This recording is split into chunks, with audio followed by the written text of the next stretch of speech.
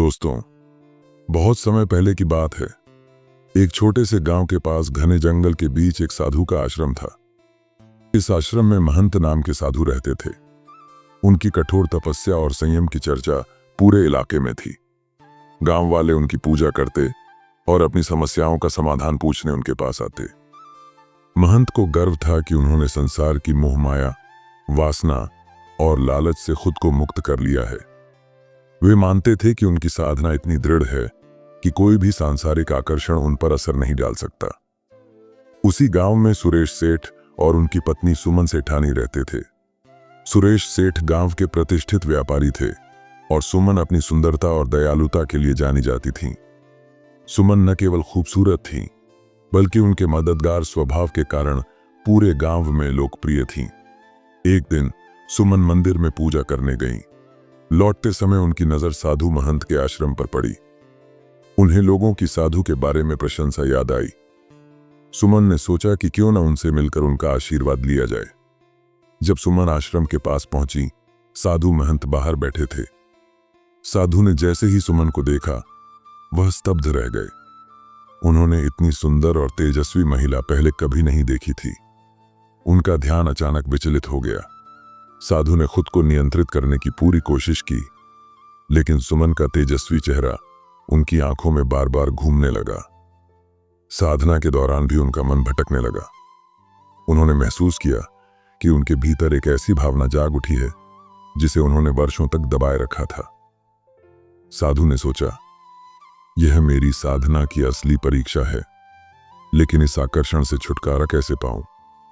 उन्होंने अपने शिष्यों को बुलाया और कहा, क्या तुमने देखा कि सेठानी जंगल में अकेली घूम रही है? यह सुरक्षित नहीं है।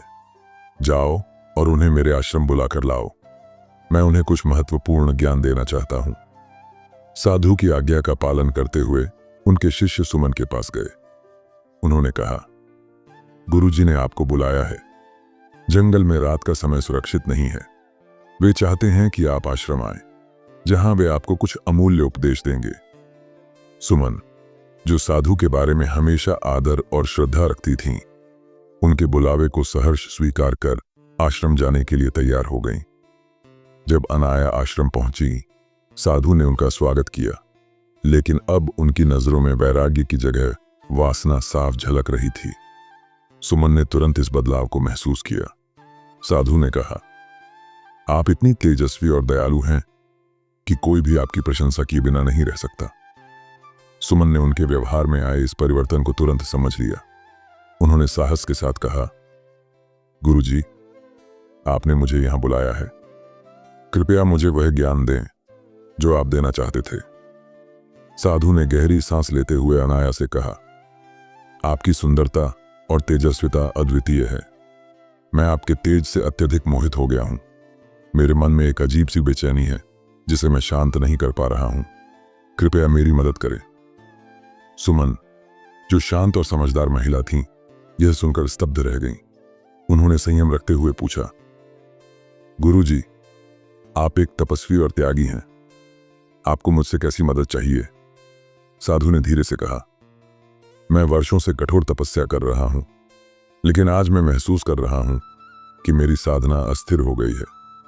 आपका तेज मेरी साधना को चुनौती दे रहा है। मुझे समझ नहीं आ रहा कि अपने मन को कैसे शांत करूं।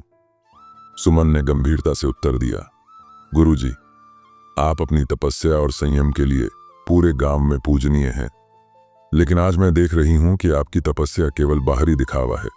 आपको अपने भीतर झांकना होगा और अपनी कमजोरियों का सामना करना होगा। सुमन ने अपनी समझदारी का परिचय देते हुए कोई विवाद नहीं किया। वह चुपचाप आश्रम से बाहर निकल गईं, लेकिन उनके जाने के बाद भी साधु का मन अशांत रहा। उनकी साधना लगातार अस्थिर हो रही थी और वासना ने उनकी सोच को पूरी तरह से जकड़ लिया था। साधु ने सोचा, अगर मैं सुमन को अपने पास रख सकूं तो मेरी यह बेचैनी खत्म हो जाएगी। लेकिन वह जानते थे कि सीधे सीधे ऐसा करना संभव नहीं था। अपनी वासना पूरी करने के लिए उन्होंने एक नई योजना बनाई। उन्होंने सोचा कि वह सुमन के पति विक्रम के पास जाकर कोई ऐसा वचन लेंगे जिसे पूरा करना उनके लिए अनिवार्य हो। एक दिन साधु ने सुरेश को अपने आश्रम बुलाया। सेठ, जो साधु का बहुत आदर करता था, तुरंत वहां पहुंचा। साधु ने गंभीर स्वर में कहा, सेठ जी, आप गांव के सबसे प्रतिष्ठित व्यक्ति हैं। मैं वर्षों से इस आश्रम में तपस्या कर रहा हूं और आपके परिवार का स्नेह हमेशा मेरे साथ रहा है। अब मुझे आपसे एक वचन चाहिए। सेठ ने झुककर कहा, महंत जी, आप आदेश करें, मैं आपका हर वचन निभाने को तैयार हूं। साधु ने मुस्कुराते हुए कहा, अगर मैं आपसे कुछ मांगूं तो आप उसे तुरंत पूरा करेंगे, यह वादा कीजिए।